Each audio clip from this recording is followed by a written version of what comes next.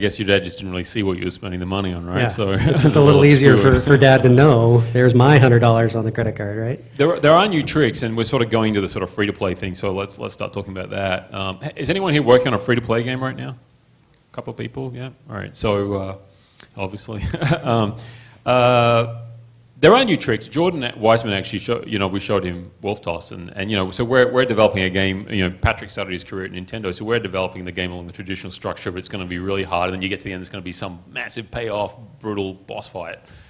Well, you don't actually want to do that in free-to-play. You want to bring that really cool boss fight up as close to the front of the game as you can, because you've got a limited amount of time to catch people's attention in the fact that there's so many of these great freemium games out there that people are going to try 20, 30, 40 games in a given week. What other things has that changed in the way that you approach games than you would have, say, 10 years ago? I think there's another difference, which is that we used to approach console titles or packaged good titles and say, oh, we're going to have this big chunk of content that we're going to make. We're going to have to make it all up front, and then we're going to put a $60 purchase or $40 purchase up front, and we're going to have all this content. We're going to have this increasing level curve, how it gets more difficult, more difficult, more difficult.